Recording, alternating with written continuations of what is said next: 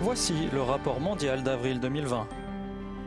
Prochain sujet, Latter-day Saints Charities continue d'aider les gens dans le monde entier et reçoit la reconnaissance de la Croix-Rouge.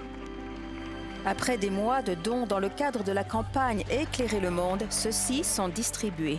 Et les temples de Salt Lake City et de Saint-Georges connaissent d'importantes rénovations. Mais d'abord, l'Église fait face à la pandémie de coronavirus avec précaution et espoir.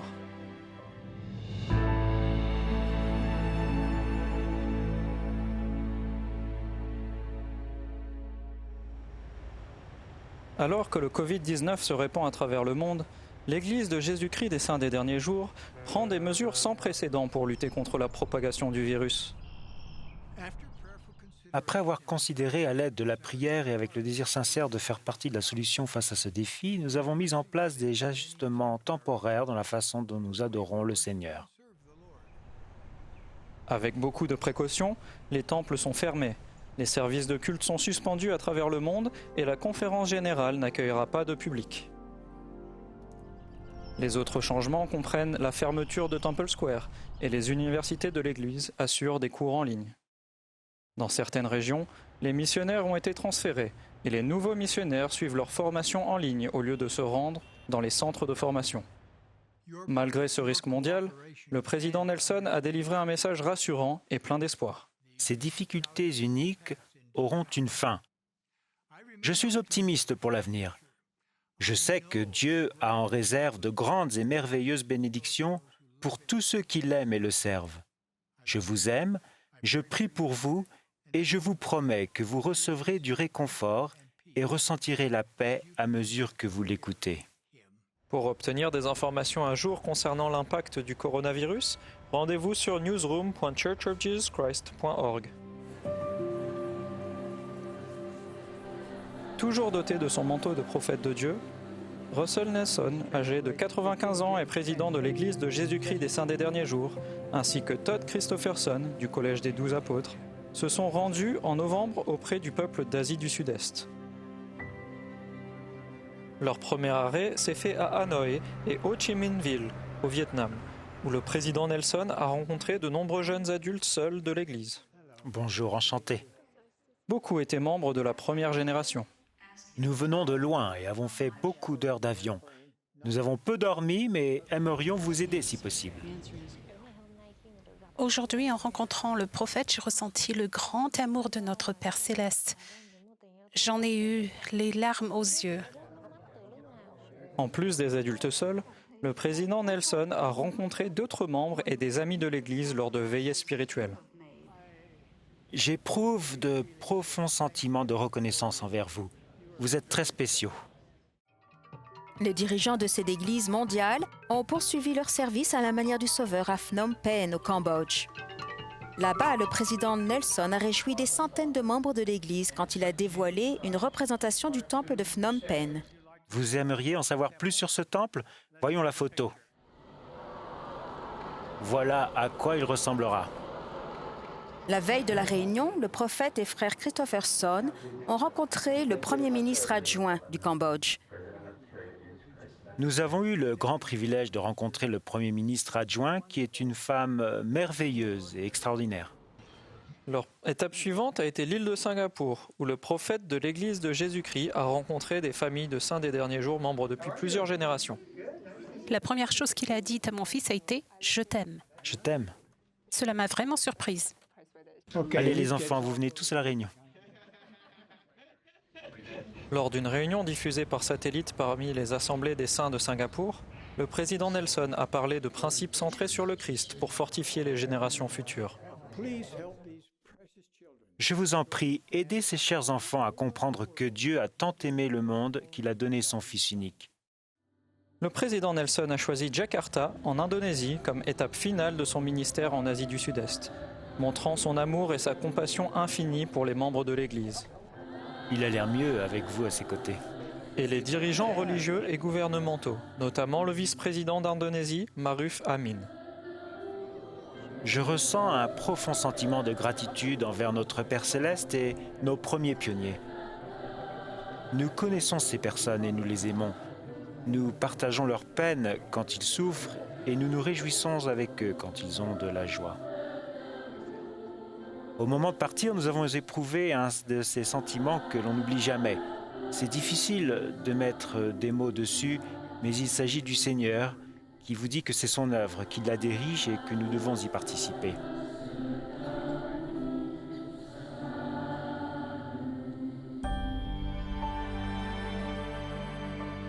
Dans les Écritures, il y a très peu d'exemples sacrés où la voix de Dieu le Père a été entendue. À maintes reprises, il a personnellement présenté son Fils bien-aimé Jésus-Christ avec la directive précise de l'écouter.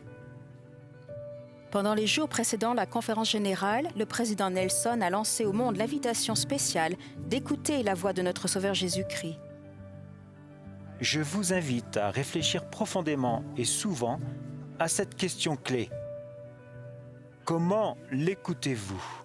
Notre Père nous aime et désire ardemment que chacun de nous choisisse de retourner en sa sainte présence. Il nous supplie de nous efforcer de tout notre cœur, de toute notre force, de tout notre esprit et de toute notre âme de l'écouter. Découvrez des façons de raconter comment vous écoutez la voix du Sauveur sur hearhim.org. Au bord de la baie de Chesapeake se trouve Annapolis au Maryland, foyer de l'Académie navale des États-Unis et capitale de l'État. En novembre, c'est là que Henry Eyring de la première présidence et Gary Stevenson du Collège des 12 apôtres ont été invités par le gouverneur Larry Hogan dans son bureau d'Annapolis. C'est la seule photo que j'ai jamais vue de mon arrière-grand-mère. Là, ils ont fait au gouverneur le cadeau de son histoire familiale et discuté des façons dont les habitants du Maryland pourraient utiliser l'initiative Just Serve pour promouvoir des occasions de bénévolat. Nous aimons notre partenariat avec vous, visant à faire du bien. Après leur visite au Maryland, ces dirigeants se sont rendus à Charlotte, en Caroline du Nord, pour rencontrer des dirigeants et des missionnaires à plein temps de cette région. Il vous aime et il vous a appelé. Leur foi et leur dévouement étaient palpables. Cela se sentait. Si vous vous rapprochez de lui, il se rapprochera de vous. Les dirigeants de l'Église ont conclu leur ministère en assistant à une conférence de pieux le dimanche matin.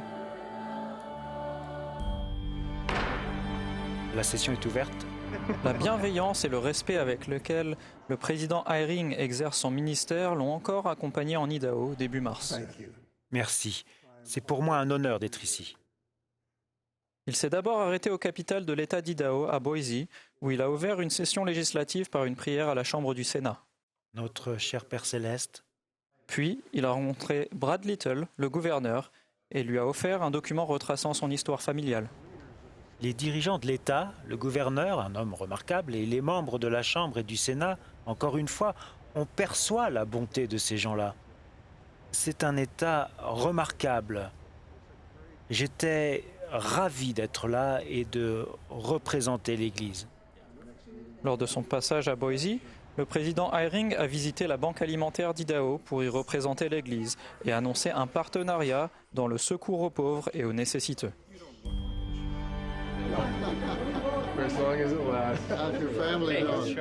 En octobre, Russell Ballard, président suppléant du Collège des 12 apôtres, a servi pendant 3 jours en Nouvelle-Angleterre en compagnie de l'apôtre Todd Christopherson.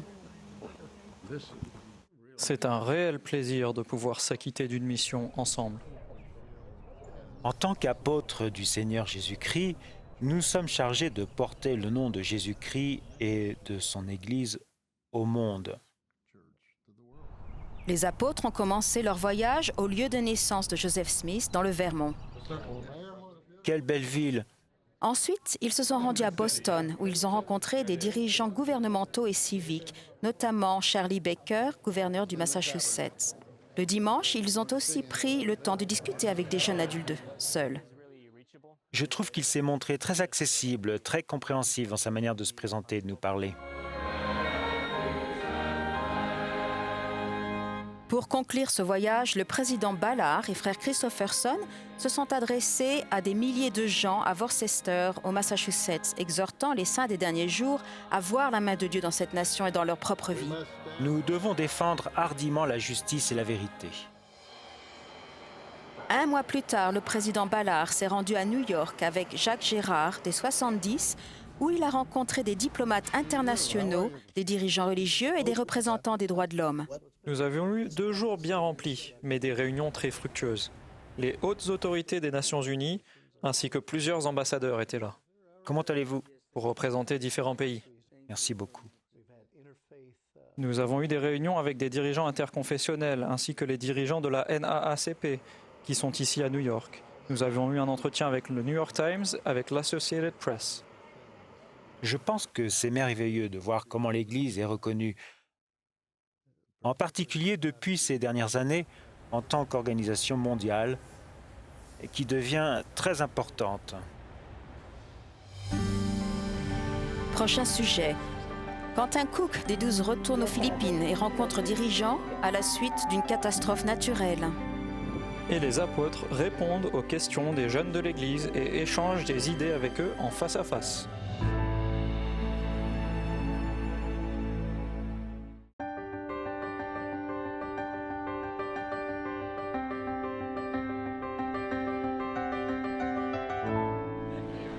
Bonjour sœur, comment allez-vous? Pendant près d'1 semaine, Quentin Cook, du Collège des 12 apôtres, et sa femme, Marie, ont exercé leur ministère aux Philippines, où résident plus de 800 000 saints des derniers jours. Notre toute première mission, quand il est devenu autorité générale, a été aux Philippines. Nous apprécions énormément le peuple philippin. Là-bas, ils ont rencontré des membres, des représentants du gouvernement, des dirigeants religieux et les médias. Notre Église va célébrer cela toute l'année. Le 12 janvier, au milieu de son voyage inhérent à son ministère, le volcan Taal est entré en éruption à une 50aine de kilomètres de là. Dans les heures qui ont suivi l'éruption, Frère Cook s'est adressé à des centaines de saints des derniers jours et à des amis de l'Église dans la région de Mandaluyong.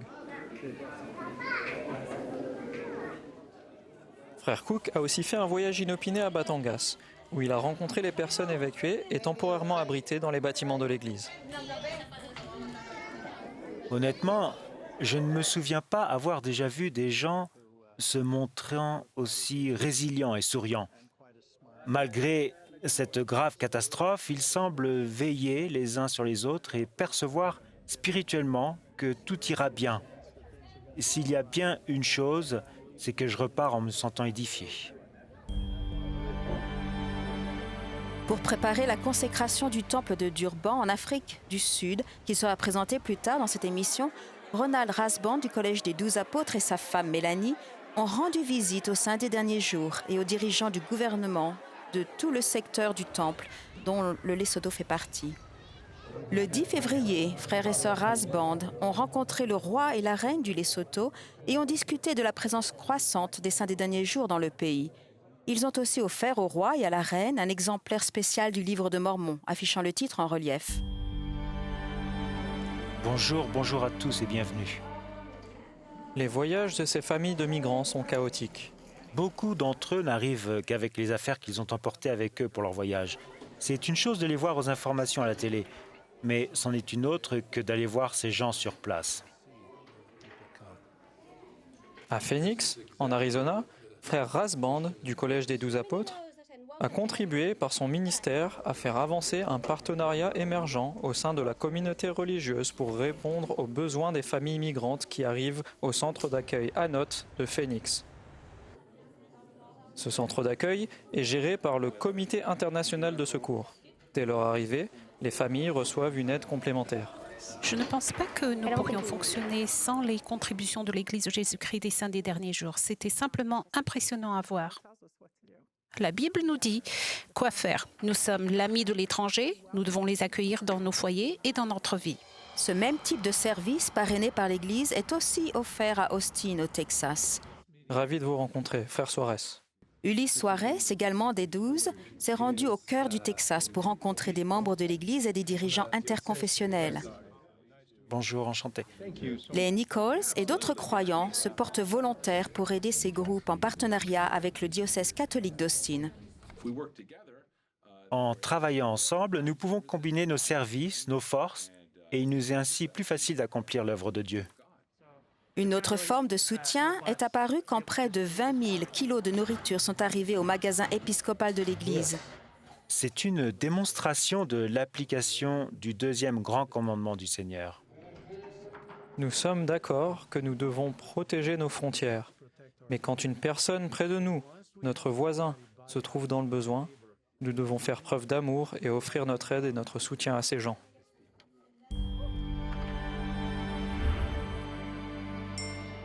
Nous sommes ravis d'être ici avec vous ce soir. Dans la continuité des fameuses réunions spirituelles mondiales, 3 face-à-face différents ont eu lieu récemment, permettant aux jeunes saints des derniers jours de poser des questions directement aux dirigeants de l'Église. Giovanna d'Arizona demande « Comment puis-je surmonter ma peur de ne pas prendre la meilleure décision ?» En septembre, Ulysse Suarez du Collège des 12 apôtres et Greg Christensen des 70 ont rencontré un auditoire de l'Église âgé de 18 à 30 ans lors d'une diffusion satellite de l'Université de Brigham Young. J'espère qu'ils découvriront que Dieu les aime et qu'ils peuvent toujours compter sur cet amour. Bienvenue à ce face-à-face mondial de l'Église. En novembre, au tabernacle de Salt Lake City, le plus grand face-à-face jamais organisé s'est tenu avec Gary Gong, des 12, et d'autres dirigeants de l'Église, qui ont annoncé les détails du nouveau programme pour les enfants et les jeunes. Le même programme est offert aux jeunes de partout et aux enfants de partout, avec une souplesse et une adaptabilité immense, afin que, quel que soit l'endroit où ils se trouvent, quelle que soit leur situation, le programme fonctionne pour eux. Ce nouveau programme incite les jeunes à acquérir des vertus chrétiennes en développant de nouveaux talents, en élargissant leurs centres d'intérêt et leurs capacités, et en se préparant pour le service missionnaire, les études, le travail et la vie de famille. J'ai hâte d'utiliser l'application. Je pense qu'elle m'aidera à mieux atteindre mes objectifs. David Archuleta, artiste invité, a chanté le chant du thème des jeunes de 2020.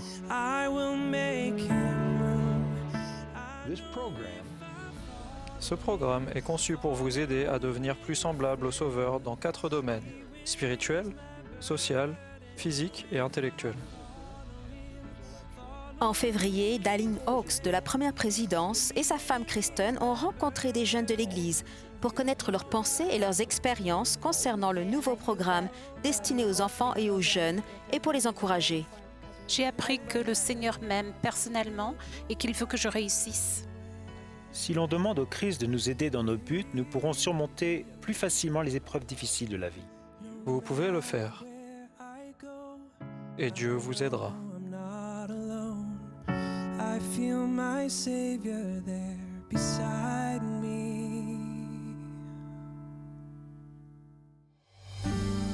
Tout de suite, unir ses efforts pour aider et guérir. La célébration de plusieurs décennies en partenariat avec la Croix-Rouge. Et aussi, la première présidence accueille un dirigeant de la Ligue islamique mondiale à Salt Lake City. Incroyable.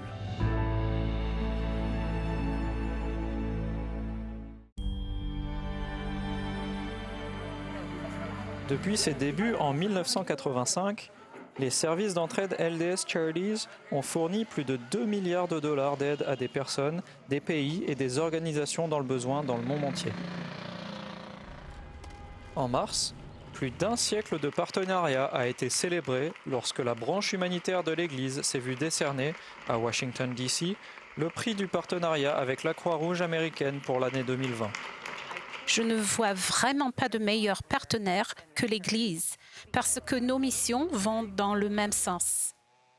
Nous essayons tous deux de soulager les souffrances humaines grâce aux services bénévoles. Que Dieu vous bénisse. Bonne route et bonne chance. Sharon Bank, présidente de Latter-day Saints Charities, et Gérald Cosset, évêque-président, ont accepté la récompense au nom de l'Église ainsi que des milliers de bénévoles saints des derniers jours qui continuent à faire don de leurs ressources et de leur temps pour s'associer à la Croix-Rouge. C'est une bénédiction de faire partie de votre vie. En 2019, Latter-day Saints Charities a aidé des millions de gens dans 142 pays grâce à 2000 partenariats dans le monde entier. Notre hôpital est très heureux de pouvoir faire don de plus de 100 lits à l'hôpital général de Port Moresby. En octobre, dans l'île de Papouasie, Nouvelle-Guinée, Latter-day Saints Charities a collaboré avec Pacific Assist et Castlemaine Health pour transporter plus de 130 lits d'hôpital à l'hôpital général de Port Moresby. Certains de ces lits ont vraiment besoin d'être réparés, d'autres sont bons à être jetés, tellement ils sont vieux. Là, c'est pour le faire descendre et là, c'est pour le faire remonter.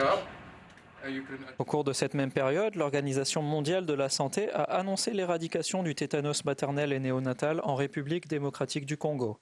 Latter-day Saints Charities a travaillé pendant plusieurs années avec l'UNICEF pour éradiquer cette maladie qui menace la vie des jeunes mères et de leurs enfants. À Salt Lake City, le directeur du Programme alimentaire mondial des Nations Unies, David Beasley, a visité les sites d'entraide et de production alimentaire gérés par l'Église. Ce lait est si bon. C'est la marque Deseret, là, vous avez vu ça? On recherche des partenaires qui ont vraiment du cœur. Pour moi, c'est le point le plus important à retenir, la compassion qui pousse à aider les enfants de Dieu partout dans le monde.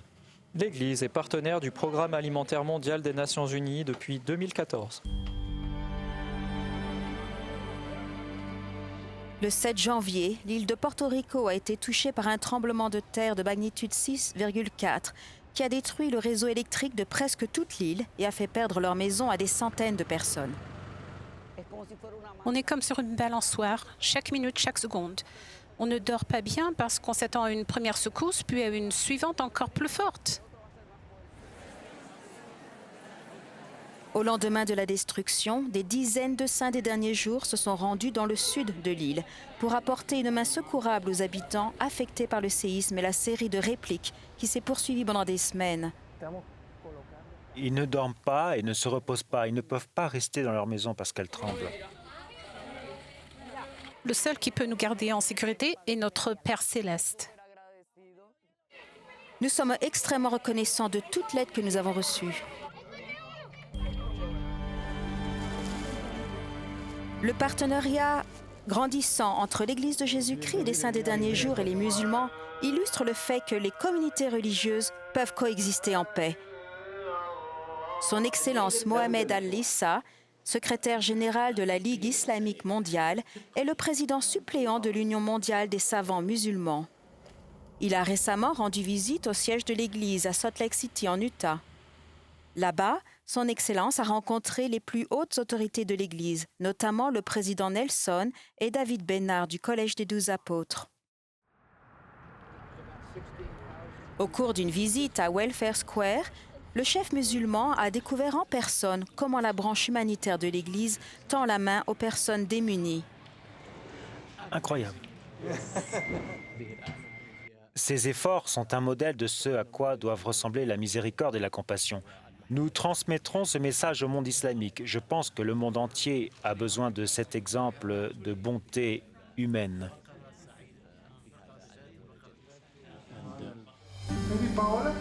À suivre encore, autrefois hors de portée, les études supérieures sont accessibles à plus de 40 000 étudiants du monde entier. De plus, une nouvelle exposition célèbre le rôle de pionnier que la Société de secours a joué dans le droit de vote des femmes.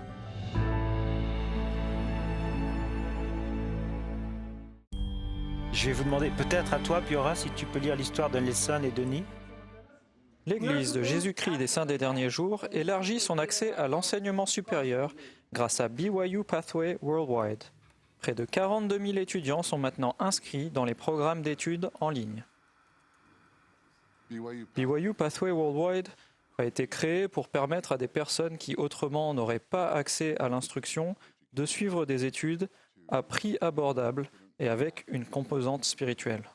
Nous devons mener une bonne vie. Il opère dans plus de 100 pays et 500 endroits. Et il est vraiment fait pour fonctionner partout où l'Église est organisée. Il m'a préparée pour des rôles de dirigeante. Parfois, j'ai l'impression que je peux mieux prendre les choses en main maintenant que je ne le pouvais avant de commencer ce programme. BYU Pathway Worldwide est divisé en 2 programmes de base. La première partie est ce qu'on appelle le Pathway Connect, qui aide les étudiants à se préparer et à retourner à l'université. Et la deuxième partie du programme comprend le certificat et le diplôme. Nous avons découvert qu'il était très important que les élèves trouvent un intérêt immédiat dans l'instruction qu'ils reçoivent. Et la toute première année, ils acquièrent une compétence professionnelle. Ils étudient dans des domaines où l'on peut trouver un emploi immédiatement. Dès le début, on se rend compte que le programme Pathway nous offre tout ce dont on a besoin pour réussir, pour être capable de faire ce qu'il faut et trouver un meilleur emploi, être mieux payé.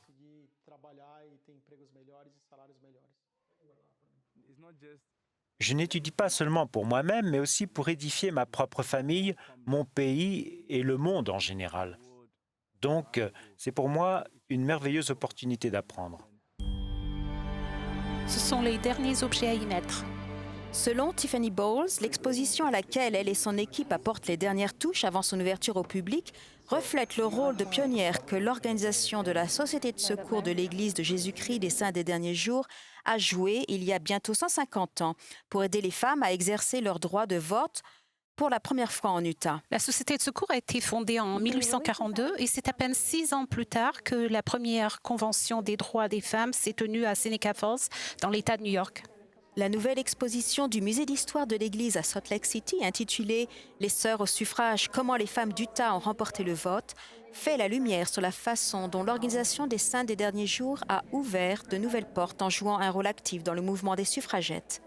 Les femmes d'Utah ont été les premières à voter légalement lors d'une élection aux États-Unis en vertu d'une loi au suffrage équitable.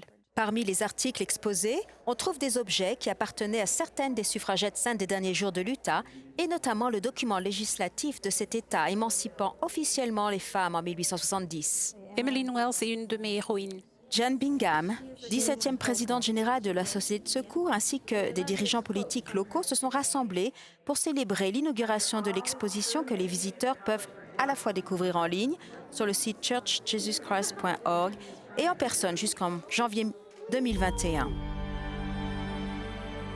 Combien de gens peut-il contenir? Amy a 8 ans et aujourd'hui, sa famille a décidé que leur excursion de la semaine aurait pour destination la dernière exposition du musée d'histoire de l'Église de Jésus-Christ des Saints des Derniers Jours. Est-ce qu'on s'agenouille sur ça et on met ses mains sur ça? L'exposition, intitulée « Les temples parsèment la terre, édifier la maison du Seigneur », a pour but de permettre aux enfants de 1 à 11 ans de vivre une expérience interactive. Tu vois qu'il y a un miroir ici et il y en a ici un autre. Ainsi, quand on se marie, on peut regarder dans les miroirs et l'image se réfléchit à l'infini. Je pense que ce musée est un merveilleux outil éducatif et nous pouvons parler de certains endroits précis du temple. Je suis impatiente d'aller au temple parce que c'est grand et que beaucoup d'autres membres de ma famille y vont. Et je pourrais y aller avec eux aussi. Les enfants comme Amy ne sont pas encore assez âgés pour aller au temple. Mais avec les activités pratiques qui composent l'exposition, cette expérience éducative leur donnera une longueur d'avance. Ça symbolise les 12 tribus d'Israël. L'exposition a été inaugurée en février et est maintenant ouverte au public. C'est une occasion unique pour les gens de venir voir cet endroit sacré. Du Pérou à l'Afrique du Sud, de l'Allemagne aux États-Unis, de nouveaux temples sont consacrés et des temples existants sont rénovés et reconsacrés. Nous vous y emmènerons.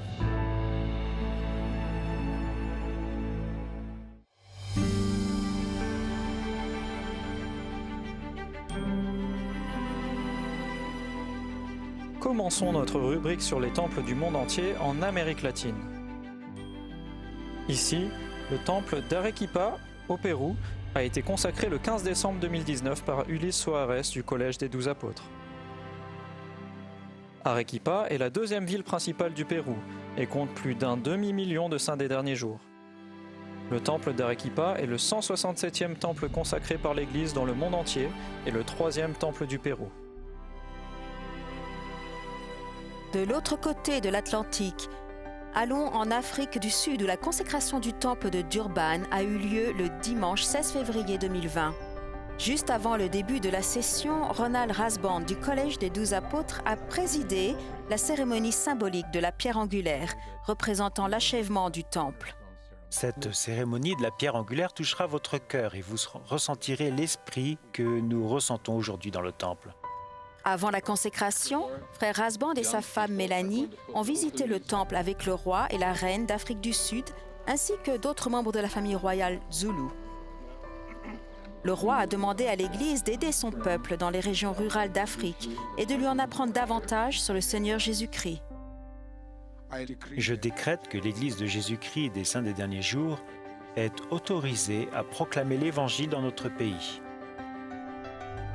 Le temple de Durban est le deuxième d'Afrique du Sud, avec 3 autres en service sur le continent et 6 temples de plus en phase de construction ou de planification. Ensuite, rendons-nous dans l'est des États-Unis, où le temple de Washington, D.C., de presque 15 000 m², est sur le point d'être achevé après 2 ans de rénovation. Monument repère depuis des décennies à proximité de la capitale nationale, le temple sera ouvert aux visites publiques du 24 septembre au 31 octobre. C'est une occasion unique pour les gens de venir voir par eux-mêmes l'intérieur de ce lieu sacré. Après les visites guidées, le temple de Washington, D.C. sera reconsacré le 13 décembre. Nous partons en Caroline du Nord, aux États-Unis, où le président suppléant des 12, Russell Ballard, a reconsacré le temple de Raleigh le dimanche 13 octobre 2019. Le temple de Raleigh avait connu diverses étapes de rénovation au cours des 2 dernières années, notamment l'installation d'une flèche plus haute. Le président Ballard a salué beaucoup de personnes présentes pendant la reconsécration et a encouragé les saints des derniers jours à amener leurs enfants au temple quand ils en auront l'âge. De retour en Amérique latine, le temple d'Asunción au Paraguay a été reconsacré par Todd Christofferson le dimanche 3 novembre 2019, après 2 années de rénovation. Frère Christofferson, qui, jeune homme, avait fait une mission dans l'Argentine voisine, a déclaré à l'auditoire « Le temple est le lieu où l'on reconsacre sa vie à l'œuvre du Seigneur ». Notre prochaine étape est en Europe de l'Ouest, où Dieter Uchtdorf est retourné dans son Allemagne natale pour la reconsécration du temple de Francfort le dimanche 20 octobre 2019. Le temple avait fermé en novembre 2015 pour des travaux de rénovation et la construction d'un espace supplémentaire. S'adressant aux jeunes de l'Église lors d'une veillée spéciale, frère Uchtdorf a déclaré que le temple était un symbole d'éternité et de l'amour de Dieu à leur égard. Nous nous rendons dans le sud des États-Unis, aux visites guidées et à la reconsécration du temple de Bâton Rouge en Louisiane. Fermé début 2018, le temple est réapparu avec une nouvelle architecture extérieure, ainsi que des éléments structuraux et artistiques reflétant le cadre naturel luxuriant de la Louisiane. Après des visites guidées au public fin octobre, le temple de Bâton Rouge a été reconsacré le 17 novembre 2019 par Quentin Cook du Collège des 12 Apôtres. Enfin, nous retournons dans l'ouest des États-Unis, où des travaux de rénovation des temples historiques sont en cours. C'est une année historique pour les temples de l'Église de Jésus-Christ des Saints des Derniers Jours. Le 17 janvier, à Salt Lake City, l'ancien centre d'accueil des visiteurs au sud du temple a été rasé pour offrir un nouvel aspect plus ouvert et plus accueillant au temple le plus emblématique de l'Église et à ses jardins. Ce que vous voyez maintenant est l'achèvement d'un projet qui a demandé des années de planification. Alors qu'on supprime certains bâtiments et certains arbres, on prend bien soin de préserver les arbres et les sculptures historiques irremplaçables. La plupart de ces travaux extérieurs ont une raison clé: renforcer la structure du temple de sorte qu'elle résiste à un tremblement de terre de magnitude 7.2.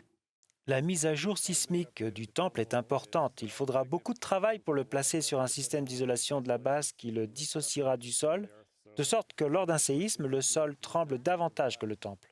Pendant le déroulement de ces travaux, une grande partie de l'intérieur du temple sera rénovée. Le projet est censé durer 4 ans et pendant cette période, Temple Square restera ouvert. À presque 500 km au sud, l'un des plus anciens temples de l'Église est aussi en travaux. Vu son âge et sa date de construction, ce bâtiment est dans un état remarquable. Le temple de Saint-Georges, au cœur de la région de Dixie en Utah, connaît actuellement des rénovations intérieures et extérieures majeures visant à améliorer sa sécurité et son efficacité énergétique. La première étape réelle du projet a été d'ôter tous les ajouts apportés à ce bâtiment au XXe siècle. Les éléments retirés comprennent l'entrée nord et l'ajout sur la façade ouest, datant des années 1970. Et le but de tout cela est de faire en sorte que ces ajouts ultérieurs soient plus sûrs et plus fonctionnels. Soigneusement protégée pendant la démolition, la fenêtre extérieure, occultée depuis plus de 40 ans, est à nouveau révélée et dans un état remarquable. C'est vraiment passionnant de voir le travail et le talent artisanal que ces personnes avaient à l'époque. C'est incroyable. Une fois reconstruite, l'entrée nord et l'élément additionnel à l'ouest se rapprocheront davantage de l'architecture originale de ce temple historique. La rénovation du temple de Saint-Georges est censée se terminer en 2022. À notre retour, la culture et la musique latino-américaine occupent le premier plan grâce à une troupe composée de centaines de personnes issues de plusieurs générations. Et pour la première fois, la conférence d'histoire familiale de Roots Tech voyage à l'étranger et affiche une assistance record aux États-Unis.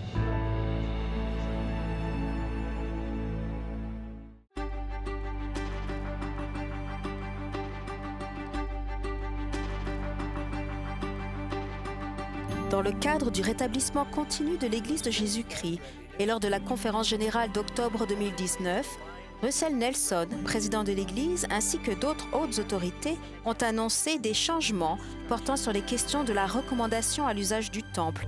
Une nouvelle règle permettant à tous les détenteurs d'une recommandation à l'usage du temple d'agir comme témoins, ainsi que des améliorations aux organisations des jeunes gens et des jeunes filles pour offrir une plus grande souplesse dans les cours et la possibilité aux évêques de travailler plus étroitement avec les jeunes. La première présidence a procédé à des modifications sur les vêtements de cérémonie sacrés portés par les saints des derniers jours qui fréquentent le temple. Comme annoncé en janvier, les nouveaux vêtements du temple ont été simplifiés pour améliorer l'expérience que ce lieu procure. Les anciens modèles de vêtements du temple peuvent toujours y être portés. Les dirigeants de l'Église ont récemment assisté au 36e déjeuner commémoratif annuel du Dr Martin Luther King fils par la branche de la NAACP basée à Salt Lake City. Gary Stevenson du Collège des 12 Apôtres a eu l'honneur d'être l'orateur principal de cette année.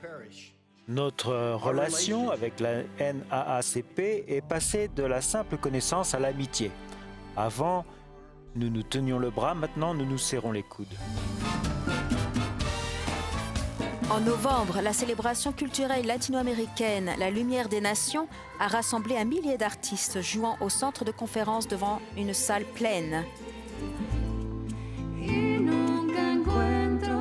Le thème de la célébration, Un foyer pour tous, a vu le jour grâce à plus de 300 voix provenant de toute l'Amérique latine, l'Espagne, les États-Unis et l'Afrique, mettant en relief la famille, l'héritage et le sentiment d'appartenance.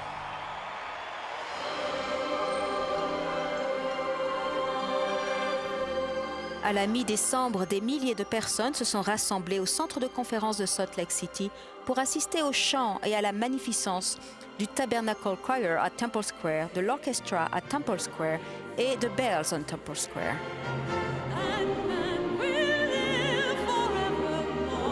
La chanteuse et actrice renommée de Broadway Kelly O'Hara et l'acteur célèbre Richard Thomas étaient respectivement les artistes invités et narrateurs du concert de Noël de cette année. Robert Frost nous a rappelé que nous sommes tous des pèlerins. Ce concert a marqué le 20e anniversaire de la tradition de Noël. Le deuxième tome de Saint, l'histoire de l'Église de Jésus-Christ dans les derniers jours, a été publié en février et est maintenant disponible sur la boutique en ligne de l'Église. Intitulé « Aucune main impie », ce deuxième tome contient la suite des récits épiques des pionniers saints des derniers jours.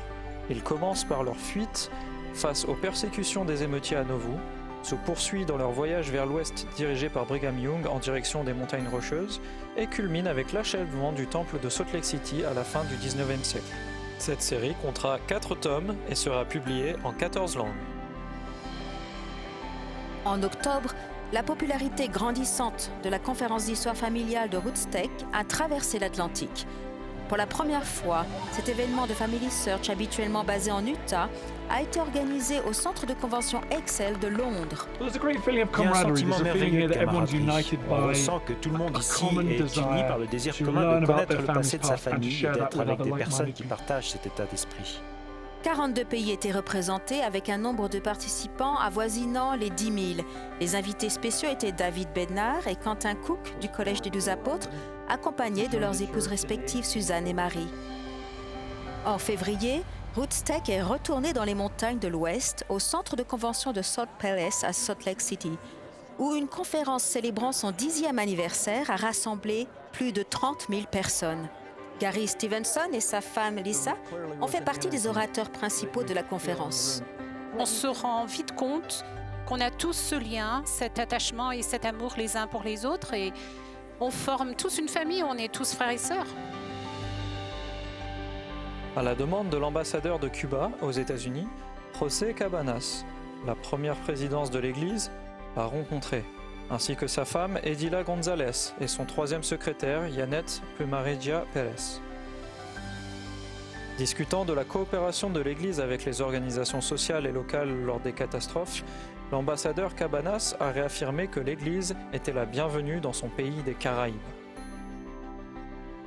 Après s'être exprimé lors de la 74e session de l'Assemblée générale des Nations unies à New York, Taneti Mahamo, président des Kiribati, ainsi que sa femme et les membres de sa délégation se sont arrêtés à Salt Lake City pour rencontrer la première présidence de l'Église. Lors de leur passage, ils ont visité le magasin épiscopal central, l'université Brigham Young et le centre de formation des missionnaires de Provo. Le président Mahamo a remercié la première présidence pour leur effort humanitaire de l'Église au Kiribati, où près d'un citoyen sur 5 est membre de l'Église.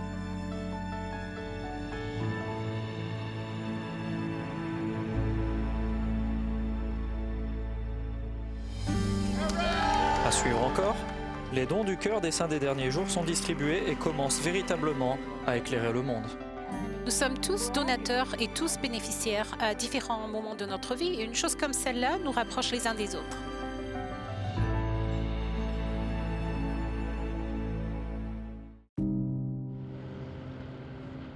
Le mois dernier, à New York, plusieurs organismes de bienfaisance reconnus mondialement ont reçu plus de 3 millions de dollars de dons de la part de membres de l'Église de Jésus-Christ des Saints des Derniers Jours. Nous sommes très émus que le Service mondial de l'Église ait été l'organisation qui a reçu les plus grands dons. 10 169 brebis, c'est ce que j'ai choisi.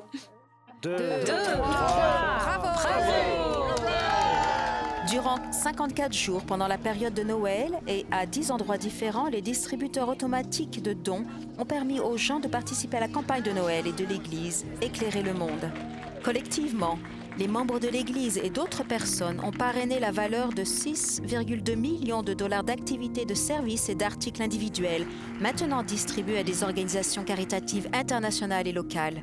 Nous n'aurions simplement pas pu faire ça sans nos formidables partenaires de l'Église de Jésus-Christ des Saints des Derniers Jours. Tout cela a été fait dans le but d'éclairer le monde pour nos frères et sœurs dans le besoin. J'organise des choses et je vérifie tous les sacs pour les réfugiés.